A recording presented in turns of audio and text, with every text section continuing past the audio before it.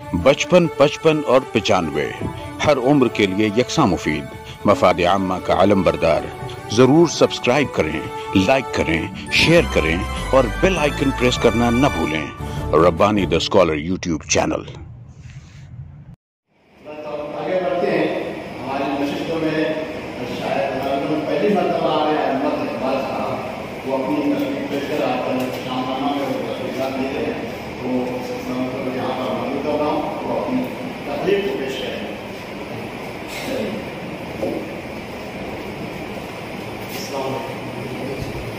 हम लोग सामने पहले को इशारत कर एक अफसाना पेश करना और उम्मीद करता हूँ कि आपकी तरफ से फीडबैक मिलेगा। तनकीद की तरफ से उम्मीद करता हूँ आपको से।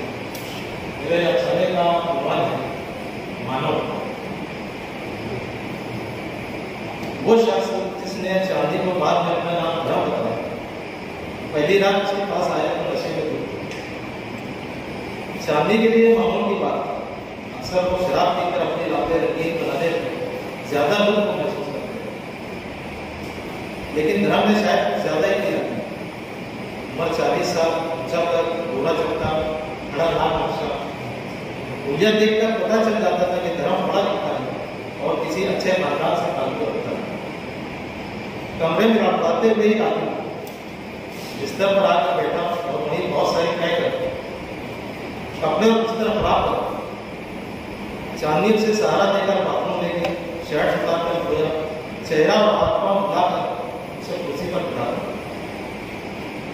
फिर बिस्तर की चादर करके की इंतजार करने लगी कि धर्म उसके पास आएगा, लेकिन वो कुर्सी पर बैठे हुए सो गए। चांदी ने उसे वापस सहारा दिया और बिस्तर पर लाकर रखा दिया। थोड़ी देर में वो कराटे बनने लगे।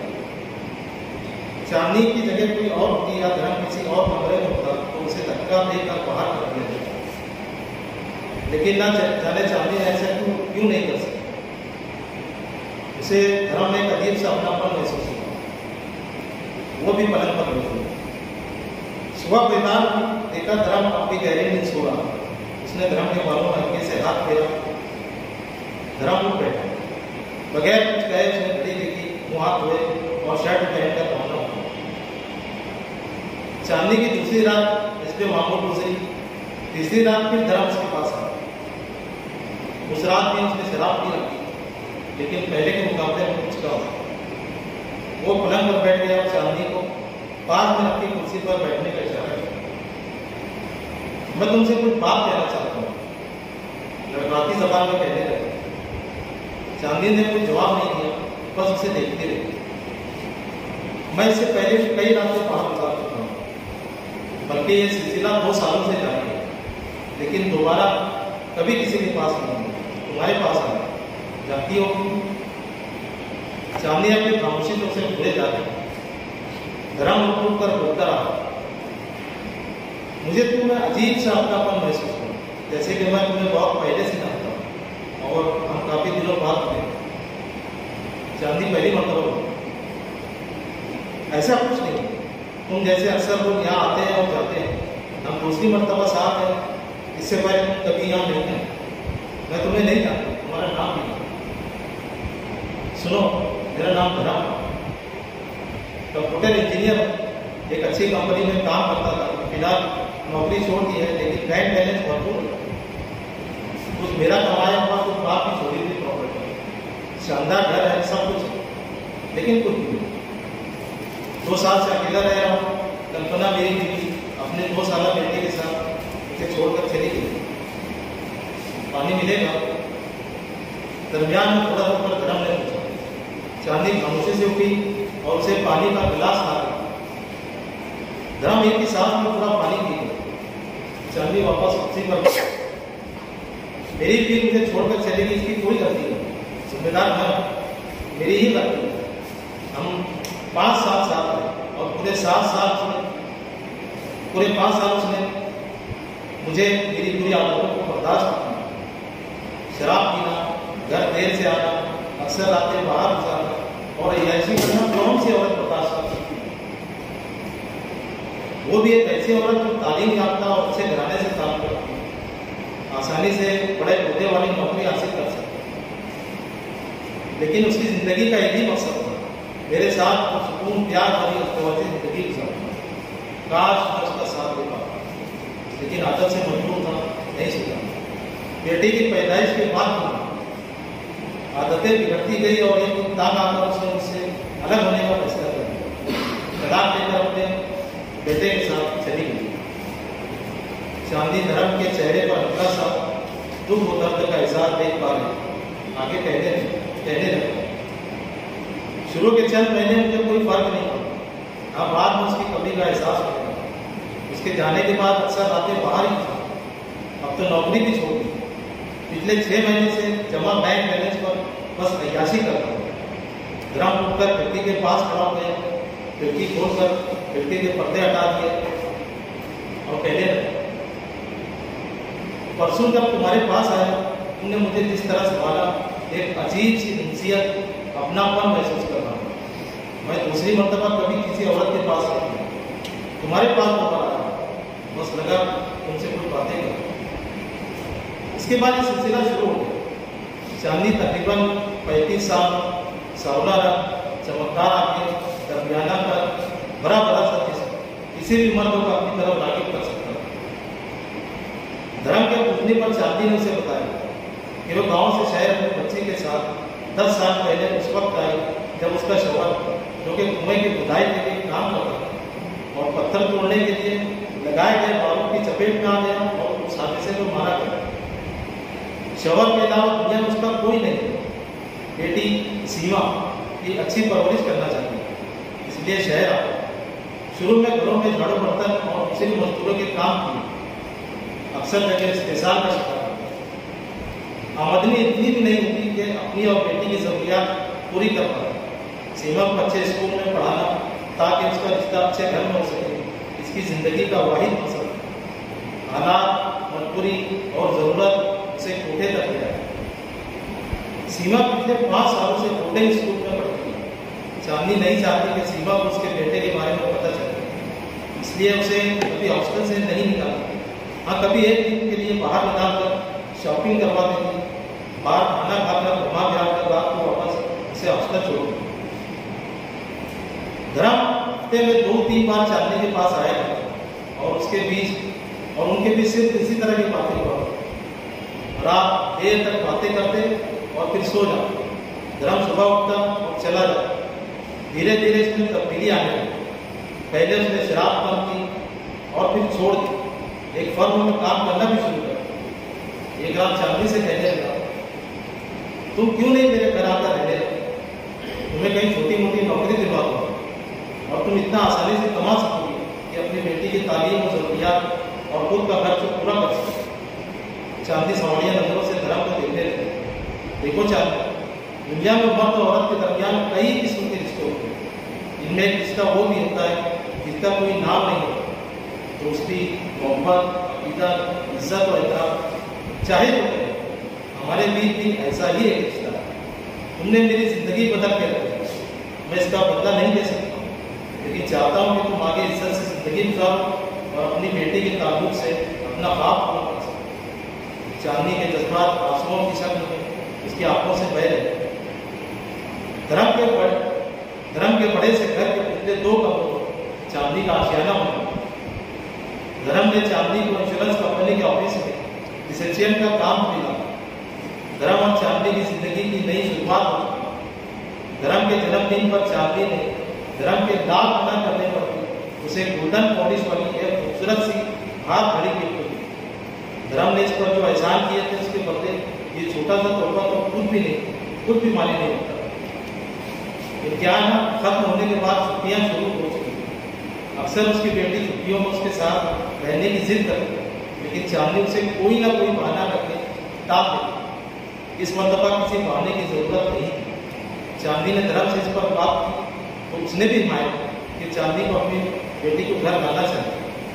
बेटी के साथ अच्छे बात और गुजार नहीं, एक लम्हा खुशगवार हो गया। धर्म का ताल्लुक चांदी ने अपनी बेटी से घर के मालिक के तौर पर करा। शनिचर और इतवार चांदी की छुट्टी हुआ करती, ईद की भी छुट्टी ले ली। लिहाजा 3 दिनों दोनों माँ बेटी साथ में खूब खरीदी और बाहर खाना भी खाया। अभी भी 10 दिन कॉलेज की छुट्टी के बचे थे, लेकिन चांदनी को काम पर जाना जरूरी था। सुबह जल्दी उठकर उसने अपने लिए टिफिन और बेटी के लिए नाश्ता तैयार किया। कहने लगी, सुनो बेटी, अब मैं शाम को ही लौटूंगी, तुम नाश्ता कर लेना, दोपहर में धर्म अंकल से कह दूंगी वो होटल से लंच के लिए पार्सल ला कर तुम खा लेना। मैं शाम में जल्द आने की कोशिश करूँगी, तब तक तुम टीवी वगैरह देख कर वक्त गुजार लो। सीमा किसी फर्माबरदार बच्चे की तरह अखबार में सर हिलाती है। शाम को वादे के मुताबिक साहब से माजरत करके वो ऑफिस से जल्दी निकल गई। वापसी में धर्म के बारे में सोचती रही। धर्म उसकी जिंदगी में खुशियाँ ही खुशियाँ लेकर आएगा। उसे धर्म में भगवान दिखाई देने लगे। हालांकि धर्म की चांदी के बारे में बिल्कुल यही राय था कि चांदी ने उसे शैतान से इंसान बना, वरना वो जिस रास्ते पर चल रहा था उसे सिर्फ और सिर्फ बर्बादी की तरफ ले जाता। अपने कमरे में जाते वक्त चांदी को धर्म के कमरे से सामने से गुजरना होगा। धर्म से जल्द ऑफिस चला था और दोपहर 2 बजे तक वापस आ जाएगा, लेकिन धर्म के कमरे का दरवाजा बंद देखकर चांदी को थोड़ी हैरत। पीछे की जानिब अपने कमरे के दरवाजे तक पहुंची। कमरा बाहर से बंद था। चांदी थोड़ी चौंक गई, आगे बढ़कर दरवाजा और कमरे में दाखिल। अंदर का मंजर किसी कयामत के पल की तरह। सीमा पलंग पर अधमरी हालत में इस तरह पड़ी हुई थी कि उसका एक हाथ और एक पैर जमीन पर लटका हुआ, कपड़े बेतरतीब थे, पलंग के इतराब की चीजें बिखरी पड़ी। चांदनी दौड़ती हुई सीमा के करीब गई। उसे समझने में देर नहीं लगी कि किसी बेरहम दरिंदे ने उसकी मासूम बेटी को अपनी शैतानियत का शिकार बनाया। वो समझ नहीं पा रही कि क्या था। एहतियाती कैफियत में छीनने लगे। पलंग पर बैठे सीमा को सीधा करके उसका सर अपने जानों पर जोर जोर से रोए जा रहा था। कभी सीमा का नाम लेकर उसे होश में लाने की कोशिश करी और कभी धर्म को पुकारा, और फिर अचानक उसकी नजर गोल्डन कलर की आग घड़ी पर पड़ी जो टूट कर पलंग के करीब पीछे फर्श पर पड़ी। उन्होंने बात में एक अफसाना पेश किया, पहला अफसाना यहाँ पेश कर रहे हैं, लेकिन ऐसा लगता है वो काफ़ी दूर से दिख रहे हैं। एक अच्छा अफसाना पेश किया उन्होंने। यहाँ कोई शादी आकर के दफ्तर पेश करे, लोग दफ्तर पेश करें, जरूर जो है मुबारकबादी देना ही चाहिए, साथ में ताली और दफ्तर पेश करें। सबसे पहले इकबाल भट्ट का शुक्रगुजार हूँ कि उन्होंने अपनी मसरूफियत को बढ़ाया करके यहाँ पर शैली से तशरीफ लाए और इस अफसाने को हमको पहुँचाया। और अफसाना सुनने के बाद मुझे बिल्कुल भी ऐसा महसूस नहीं हुआ कि सर ने पहली बार लिखा हुआ। और इंसान के अंदर छुपे हुए एक पहलू को उजागर किया, आशना करवाया कि मानव का दानव बन जाए कुछ कहा नहीं जा सकता। इस पर मैं सर को मुबारकबाद पेश करता हूँ कि सर ने बहुत ही बेहतरीन अफसाना एक बोल्ड मौजू पर लिखा और इंतहाई महत्व अंदाज में हम तक पहुँचाया। सर को बहुत सारी मुबारकबाद पेश करता हूँ। एक बाशऊर कलम का ये वही सोच और फिक्र ये होनी चाहिए कि मेरी तहरीर में ताज़ादारी हो और समाज में, माशरे में और मजहब में जो भी लड़कियाँ जो कुछ हादसा वाक़या हो रहे हैं तो उसकी लताफत को पेश करना एक कलमकार का खासा हुआ करता है। तो मुझे मैं तो उठने में शौर वाला नहीं हूँ, लेकिन तब्लीगियत को पहचानता हूँ। इसके अंदर ताज़ादारी नहीं है, अफसाना बेहतरीन अफसाना है, लेकिन मुझे ऐसा लग रहा था कि टीवी में कई प्रोग्राम आया करते हैं, सावधान इंडिया और CID, तो कुछ इस किस्म की कहानियाँ यानी हम देखा करते हैं। कलाकार को चाहिए कि कुछ ऐसी लताफत और ऐसी ऐसी बारीकी समाज की पेश करे जिस पर समाज की नजर अब तक न गिरी हो। ताज़गी होना चाहिए ताकि ये भी नष्ट हो या नष्ट हो, बस नहीं करना चाहिए। आपने जो भी कहा तो सब अच्छे ही टॉपिक पे लिखेंगे, सब अच्छी ही चीज़ें बयान करेंगे, तो समाज के अंदर जो गलाजत है, जो बुराई है, उसको उसके ऊपर कौन मतलब उसको कौन बताएगा?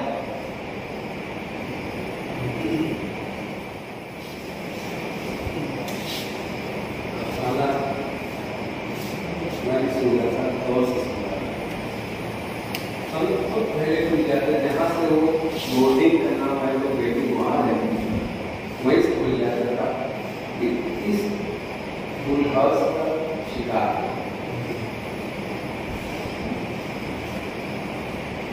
उसमें 3 पहलू, 3 किरदार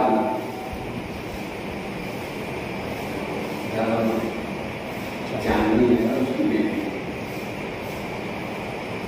कुछ जानवी जिस किसी की जिद्दोजहद करती है, उसका कैरेक्टर ग्राफ जो है बहुत सीधा है।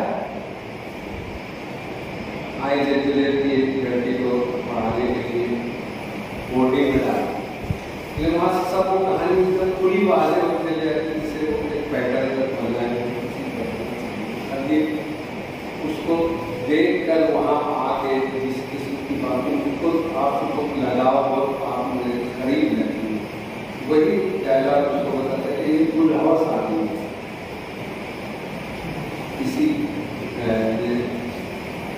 औरत के करीब होने के लिए मुख्तलिफ किस्म के जो जान बोले जाते हैं, उसमें से एक था, और वहीं से उनको इशारा मिल जाता है कि आगे इसकी बेटी के साथ प्रेम करेगा।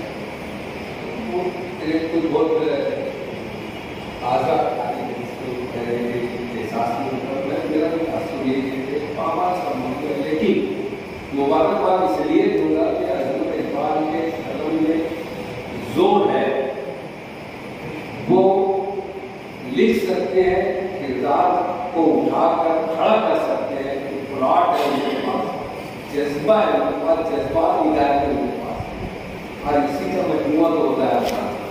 वो मौजूदा को अगर थोड़ा सा मैं इसलिए भी कहूँगा कि जो यहाँ पर थोड़ा सा गैर फिक्री जो फील होता है कि वो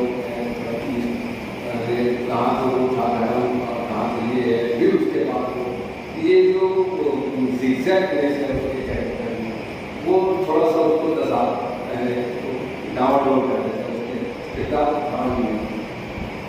अमली जिंदगी में, माशरे में जो बता रहा हूँ, मेरा एक दोस्त है, वो यूपी से भाग के आया था, बाप से नाराज होकर, बाप ने दूसरी शादी कर फुटपाथ पर जीता रहा। एक औरत जो किराए के एक मकान में रहती थी, उसका बाहर का हिस्सा थोड़ा सा जो ऊँटे जैसा था वो खाली था, तो उसको यहाँ सो जाए। वो जद्दोजहद करता रहा, एक स्कूल में कलर हो, बाद में उसने BEd किया, टीचर बन गया, और उसके बाद उसने पनवेल में बंगला किया। वो औरत बेवा औरत, उसके 3 बच्चे थे। ये कुमारा, उसने उस औरत से जाने कहा आपने मुझको सहारा नहीं दिया जब मैं बेसहारा। आज आपका ये किराए का मकान, मालिक मकान आपसे खाली कर, मेरा पूरा बंगला जो बनवाया वो खाली है, कई कमरे हैं, आप जितना चाहो इस्तेमाल कर लो। उसको अगर एक छोटा सा कमरा भी, वहाँ जो कमरे में आप हो उतने में बुला, और करीब करीब 17 साल वो खानदान अपनी 3 जवान लड़कियों के साथ वहाँ रहता, और उसका रवैया उन लड़कियों के साथ वही रहा जैसे बाप था, तो उसकी औरत ने उसको फेंका, और वो अपनी लड़कियों को, तो ये किरदार इस तरीके से खड़े होते हैं अमली जिंदगी में, कह सकता हूँ आपने उसको जो मेलोड्रामा की जो क्लाइमेक्स होता है, मेलोड्रामा पैदा करने की कोशिश की है। उसी की वजह से वो अफसाना थोड़ा सा मजबूत होता है। आप उसको गौर करिए, थोड़ा सा देखिए। बाकी आपके कलम में जान है, मैं चाहूँगा कि आप लिखते रहें। आपने बहुत शानदार लिखा है और लिखते रहें। आपके कलम में झोल नहीं है, लिखेंगे और लिखने से ज़्यादा आप बहुत सारे अफसाने पढ़ आए। ये मैं चाहूँ हमारे पास उर्दू में अफसानों की कमी नहीं है। बेपनाह और शानदार अफसाने लिखे गए हर उर्दू पर। आज मिनटों को हर तरीके से उलट कर देखा जा रहा है। अब मिनटों का दौर हो चुका है, उसका दौर जमाना और उसका दौर लग गया। नए सिरे से खोज की जा रही है मास्टर की। हमारे जो BBC में वो एक प्रोड्यूसर था आसिफ जिलानी, उसकी बीवी इंग्लैंड की अंग्रेज औरत है, लेकिन उर्दू में जो अफसाने लिखी है आप उसको अफसानों को देख ले, हैरत होती है कि ऐसे मौजूद को लिखा जा सकता है। छोटे छोटे मौजूद उसका एक कैंसर अफसाना जो उसका आप हैरत करेंगे कि इतने छोटे से मौजूद पर इतना तवील अफसाना और कहीं से किताब मेरा अफसाना शुरू होता है तो हाथ से रखने की तब तक जब तक खत्म नहीं रहता तबीयत नहीं होती। ऐसे अफसाने लिखे जा रहे हैं तो हमारे पास उर्दू मौजूद कमी नहीं है, ना लिखने वालों को कमी है। आप ये होता है, हम जब शुरू में लिखना लगते हैं कहीं इसी किस्म के मौजूद से, क्योंकि आप मैच्योर है, इसलिए मैं ये कह रहा हूँ अगर कोई आपसे कम होते अगर इन्होंने लिखा होता तो मैं उसकी बहुत देर तारीफ करके बैठ गया होता। अफसाना पेश किया और कई उनकी तहरीर भी बहुत अच्छी थी कि उनके अंदर जो है लिखने का एक अंदाज जो है बड़ा ही अच्छा है कि इससे आदमी जो है वो अफसाने को यहाँ पे बात मतलब कहानी पेश की जाती है, अफसाने पेश किए जाते हैं तो आदमी बैठा बैठा भी कहीं ना कहीं ख्याल चला जाता है।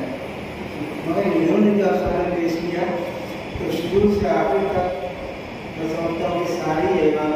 मैं खुद अपनी रात को मुताबिक कहता हूँ, मैं उस वक्त जो है आखिर तक बड़ी अच्छी तवज्जो के साथ सुनता रहा, इसलिए उनके तहरीर के अंदर बड़ी जाज़िबे। दूसरी बात ये कि आज ये शुरू में जो कहानी हमारे अब्दुल मजीद सर ने पेश की वो तब्दील के मुताबिक, फिर उसके बाद जो दूसरा अफसाना हमारे अपने सर ने पेश किया, हाँ बल्कि सर ने अपने पेश किया, वो सर भी वो चीज़ भी जो है वो ऐसी थी कि जिसको कभी मुफीदुल अखबार में तजवीज़ के अपने मुकाबले के अंदर और तजवीज़ की किताबों के अंदर पढ़ा करते थे, माशाअल्लाह आज उन्होंने इस्लामी शक्ल के अंदर पेश की। मतलब वही कि दीन की तरफ।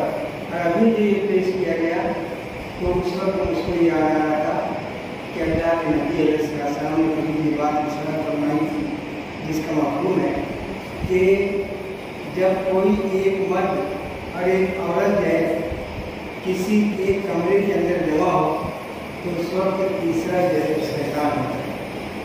और उसी बात को उन्होंने अपने अफसानी अंदाज में पेश किया। बहरहाल एक अच्छे अंदाज में एक समाज और माशरे के अंदर जो बुराई है आज इस चीज़ पर ध्यान रखना चाहिए, उस चीज़ को हजरत को पेश करने की कोशिश की। मैं इस पर अपनी मुबारकबाद देता हूँ। ये अजमत इकबाल साहब का पहला अफसाना जो यहाँ पेश पहले से लिखते रहे अफसाने पेश किए। आपकी पेशकश भी माशाअल्लाह बहुत अच्छी रही और अफसाना भी बहुत अच्छा रहा, जुबान है और उसके बाद में जो अफसाने के अज्जा हैं उसको भी आपने बहुत अच्छे तरीके से पढ़ता है। रह गई बात मौजू की, तो अगर आप उसको नए अंदाज से पेश करेंगे, यही मौजू अगर आप नए अंदाज से पेश करेंगे तो अफसाने के अंदर जो है वो दिक्कत और कुदरत आ जाएगी। आपके पास माशाअल्लाह मुशाहिदा है, जुबान है, अल्फाज है और पेशकश का तरीका भी आपका माशाअल्लाह बहुत अच्छा है। हमारा में आपके मनाबे वगैरह भी नज़र से गुजरते हैं। तो अगर आप एक नए अंदाज से देखने की कोशिश करें, जो रिवायती अफसाने हैं, जैसा कि बाकी सर ने कहा कि आप पढ़ें पढ़ें उर्दू में जो बहुत सारे शायरान अफसाने हैं, तो उसके ज़रिए से जो है इंशाअल्लाह आपके कलम से भी ऐसे अफसाने जो है वो निकलेंगे जिस पर सामईन दाद किए बगैर नहीं रह सकेंगे। मैं उम्मीद करता हूँ कि इंशाअल्लाह जो आप आइंदा आपको अफसाना पेश करेंगे तो यहाँ जो चीज़ें बताई गई उसको मदद रख के जो है वो पेश करेंगे और ढेर सारी दाद, जैसे आज भी आपने बहुत सारी दाद वसूल की है, इससे ज़्यादा जो है वो वसूल करनी। बहुत सारी बातें होती हैं, जैसे पहला अफसाना है यकीन नहीं आता पहला अफसाना है, और आप लोगों का जो पहला अफसाना लिखता है बहुत शॉर्ट होता है, ये फिर सवाल पर भी लेकिन तभी अफसाने जो लिखा है उसमें हम नोट करेंगे कि मुकाबले में उन्होंने बहुत प्रदस्ता लिखे हैं और वाकई में तरतीब भी ठीक ठाक है। सिर्फ मसला यह है उन्होंने जिस मौसम में इंतखाब किया है वो बड़ा आमियाना है, इस पर तो बात होती रहेगी, लेकिन मैं मुबारकबाद की मालूम होगा कि आपने पहला अफसाना जिस अंदाज से यहाँ पढ़ा है और आपके पास जबान है, आपके पास तारीफ को मान लेने की सलाहियत है, आप वाक़या को बयान करना जानते हैं और आप जब आगे आप मज़ीद मुताला करें अफसानों का तो अफसाने की बारीकियों से भी वाकिफ होंगे और इससे कहीं ज़्यादा अच्छे अफसाने आप लिख सकते हैं, यहाँ पर पढ़ सकते हैं। मैं आपसे आपकी पहले तरीके से बहुत मजबूर हूँ कि अफसाने दुनिया में एक नए नाम मतलब इकबाल का मैं अफसाने दुनिया की तरफ से इस्तेमाल करने के लिए आया। अच्छा, खास बात ये है कि अफसाने के नाम पर हमारे मालिक शहर से सादिक असद जो है उन्होंने नेहरू सेंटर में मालिकों की नुमाइंदगी की थी, मैं उनका भी शुक्रगुजार हूँ और बहुत बहुत मुबारकबाद आपको तमाम सामीन की तरफ से, और नसीर के लिए दावत के अगर हो सके तो कुछ इजाज़ती प्रोग्राम करेंगे। 55, 55 और 95 हर उम्र के लिए यकसा मुफीद, मफाद आम्मा का आलम बरदार। ज़रूर सब्सक्राइब करें, लाइक करें, शेयर करें और बेल आइकन प्रेस करना न भूलें। Rabbani the scholar YouTube channel. Rabbani the scholar YouTube channel इल्मी, अदबी, दीनी, मिल्ली, समाजी, सकाफती, तहजीबी, फलाही, तिब्बी, फ़न्नी, माशी, तिजारती, माशरती, इंतज़ामी, इनकलाबी, तहरीकी, तहकीकी, तकनीकी, तफ्तीशी, तामीरी, तालीमी व मालूमाती यूट्यूब चैनल। ज़रूर सब्सक्राइब करें, लाइक करें, शेयर करें और बेल आइकन प्रेस करें। Rabbani the scholar YouTube channel.